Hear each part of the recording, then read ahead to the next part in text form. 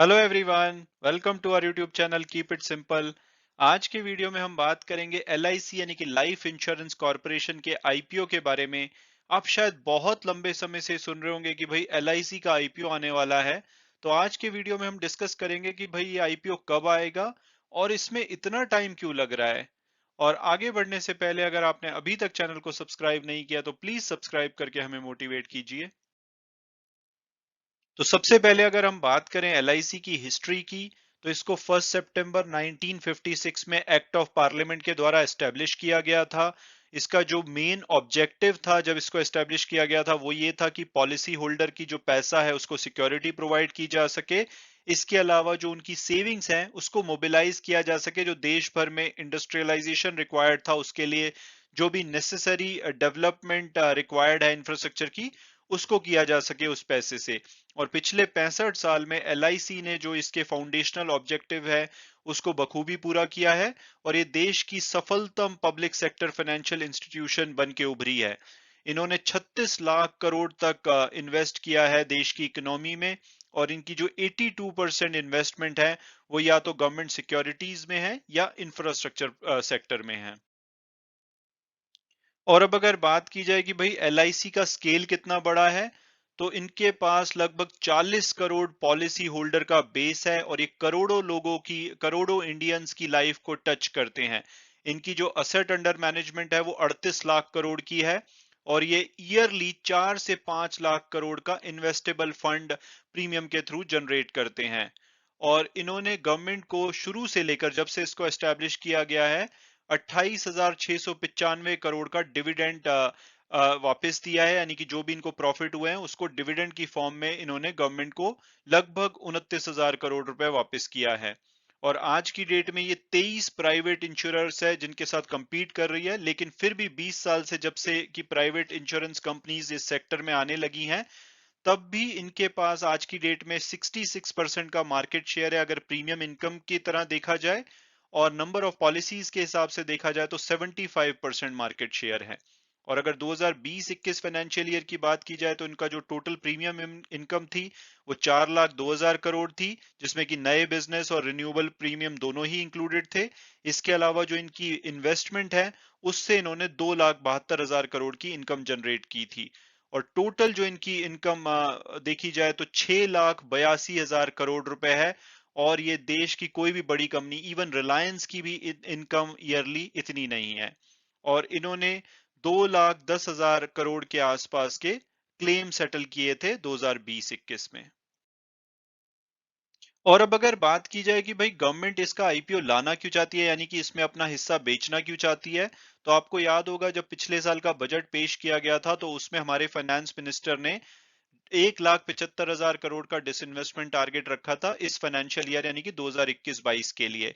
और ये 1,75,000 प्राइमरली आने वाला था दो आइटम से। एक तो था एलआईसी का आईपीओ जिससे कि सरकार 80,000 से 1 लाख करोड़ जनरेट करने का प्लान कर रही थी।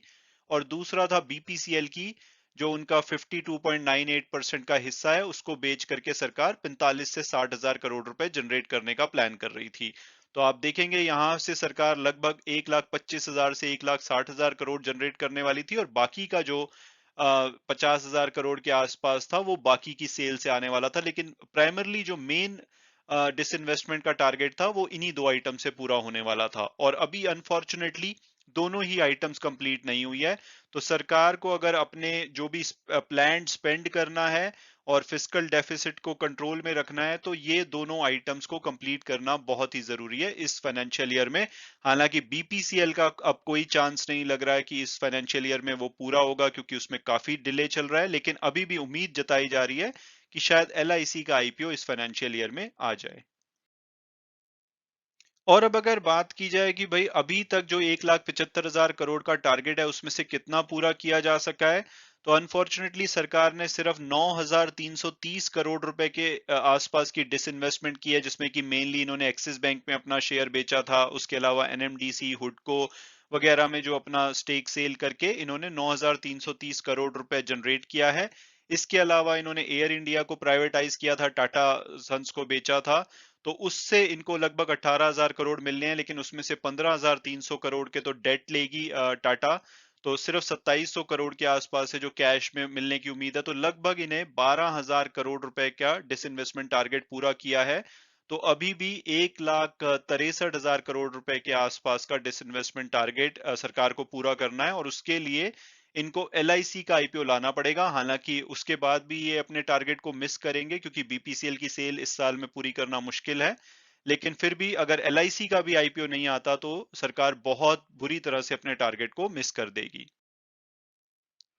और अब आप शायद सोच रहे होंगे कि भाई सरकार के लिए अगर एलआईसी का आईपीओ लाना इतना ही इंपॉर्टेंट है कि अदरवाइज वो अपना डिसइन्वेस्टमेंट टारगेट मिस कर जाएगी, अपना प्लान स्पेंड नहीं कर पाएगी, फिस्कल डेफिसिट बढ़ सकता है, तो सरकार इतना टाइम क्यों लगा रही है?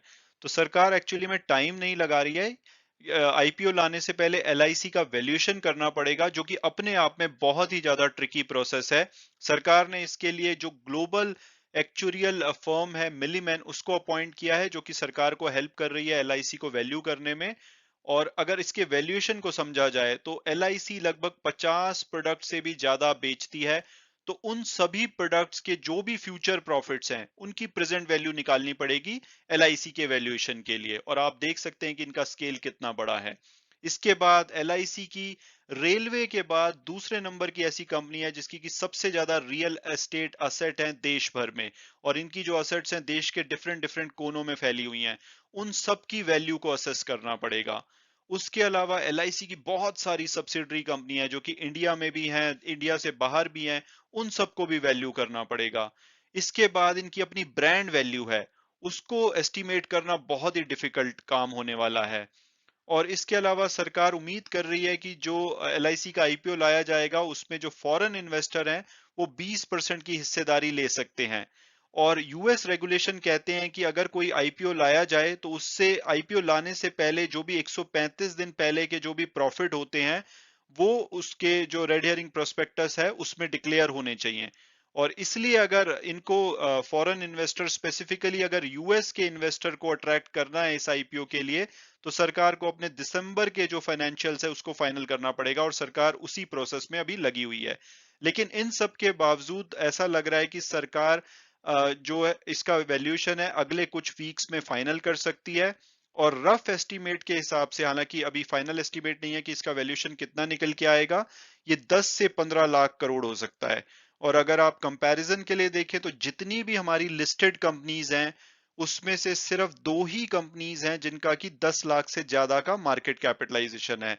एक है रिलायंस जिनका कि 17 लाख करोड़ से ज्यादा का मार्केट कैपिटलाइजेशन है, और दूसरे नंबर पे है टीसीएस जिनका कि शेयर इस टाइम पे लाइफ टाइम हाई पे ट्रेड कर रहा है, फिर भी उनका जो मार्केट कैपिटलाइजेशन है वो 15 लाख करोड़ से कम है। तो आप इमेजिन कर सकते हैं कि एलआईसी कितनी बड़ी कंपनी होने वाली है। और हैरानी की बात यह होगी कि सरकार ने जब इसको एस्टेब्लिश किया था तो सिर्फ 5 करोड़ की कैपिटल लगाई थी, उसके बाद सरकार ने कभी भी इसमें इन्वेस्ट नहीं किया है। एलआईसी ने जो भी कैपिटल को बढ़ाया है वो अपनी अर्निंग के थ्रू बढ़ाया है। और अब अगर बात की जाए कि भाई अभी लेटेस्ट क्या चल रहा है एलआईसी के आईपीओ की प्रोसेस में, तो एलआईसी इस टाइम पे जो इनके दिसंबर क्वार्टर के फाइनेंशियल रिजल्ट है उनको प्रिपेयर कर रही है। इसके अलावा असेट अंडर मैनेजमेंट के डेटा को प्रिपेयर किया जा रहा है ताकि इनको ड्राफ्ट रेड हेयरिंग प्रोस्पेक्टस यानी कि डीआरएचपी में डाला जा सके आईपीओ के लिए। और क्योंकि अगर इनको यूएस के इन्वेस्टर को अट्रैक्ट करना है कि वो इसमें इन्वेस्ट कर सके तो इनको ये डेटा अपने आईपीओ के लिए डीआरएचपी में डालना होगा। तो एलआईसी इस प्रोसेस में लगी हुई है। हालांकि जो भी लोग इस प्रोसेस में इन्वॉल्व हैं उनका कहना है कि सब चीजें राइट ट्रैक पे चल रही हैं और जनवरी एंड तक ये अपने डीआरएचपी को फाइल कर पाएंगे, और इससे इनको सफिशिएंट टाइम मिलेगा इस फिस्कल ईयर यानी कि मार्च 2022 से पहले इस आईपीओ को लाने का। और अगर इस आईपीओ के स्केल की बात की जाए तो सरकार उम्मीद कर रही है कि इससे 1 लाख करोड़ रुपए तक वो जनरेट करेगी 10% के आसपास का हिस्सा बेच के। और अगर ऐसा होता है तो ये अभी तक का लाइफ टाइम का सबसे बड़ा आईपीओ होगा इंडियन हिस्ट्री का। इससे पहले आपको पता है कि 2021 में पेटीएम का आईपीओ आया था जो कि सबसे बड़ा आईपीओ था जिससे कि 18,300 करोड़ रुपए रेस किए गए थे, और उससे पहले कोल इंडिया का आईपीओ था जिससे कि लगभग 15,000 करोड़ रुपए रेस किए गए थे। और अगर एलआईसी से 1 लाख करोड़ रुपए रेस किए जाते हैं तो ये आप बोल सकते हैं कि जो अभी तक का लार्जेस्ट आईपीओ है पेटीएम का उससे 5 टाइम से भी ज्यादा सरकार इससे पैसा इकट्ठा करने वाली है। और इस आईपीओ की जो ओवरलुकिंग कर रही है एजेंसी वो है Deepam, department of investment and public asset management, जो कि ये सारी प्रोसेसेस को देख रही है। और इसके अलावा वो एम्बेडेड वैल्यू को फाइनलाइज करने में लगी है। एम्बेडेड वैल्यू वही मतलब कि जो इनके फ्यूचर प्रॉफिट की जो प्रेजेंट वैल्यू है और नेट असेट वैल्यू है, ताकि उससे ये ओवरऑल वैल्यूएशन निकाल पाए। और इसके लिए जैसा कि हमने पीछे भी डिस्कस किया कि ग्लोबल एक्चुरियल फर्म मिलीमन एडवाइजर को अपॉइंट किया गया है, और वो एलआईसी की एम्बेडेड वैल्यू को निकालने में हेल्प कर रही है। और इनको जो भी इनकी 65 ईयर ओल्ड कंपनी की जो भी ओल्ड पॉलिसीज हैं, उनका भी वैल्यूएशन निकालना पड़ेगा। तो ये बहुत ही ज्यादा कॉम्प्लिकेटेड प्रोसेस है। हालांकि उम्मीद की जा रही है कि जब बजट स्पीच इस साल की पेश की जाएगी फाइनेंस मिनिस्टर निर्मला सीतारमन जी के द्वारा, तो वहां पे वो इसके वैल्यूएशन के बारे में बता सकती हैं और ओवरऑल टाइमलाइन शेयर कर सकती हैं कि इसका आईपीओ कब तक आ सकता है। इसके अलावा अगर एलआईसी में कुछ लेटेस्ट डेवलपमेंट की बात की जाए, तो हाल फिलहाल में जो उनकी प्रीमियम इनकम है उसकी ग्रोथ थोड़ी सी कम हुई है। हालांकि जो इनकी इन्वेस्टमेंट इनकम है वो बढ़ी है। अगर प्रीमियम इनकम की बात की जाए तो वो फाइनेंशियल ईयर 2020 में 12% थी, जो कि घट के 6% रह गई फाइनेंशियल ईयर 2021 में। लेकिन इन्वेस्टमेंट इनकम 2021 फाइनेंशियल ईयर में 18% थी, और ये 2017 फाइनेंशियल ईयर के बाद हाईएस्ट थी। 2017 फाइनेंशियल ईयर में इन्होंने 22% की इन्वेस्टमेंट इनकम जनरेट की थी। और अगर इनके प्रॉफिट की बात की जाए, तो इनका जो प्रॉफिट है फाइनेंशियल ईयर 2021 का वो 2,907 करोड़ है, जो कि पिछले साल के मुकाबले 7% बढ़ा है।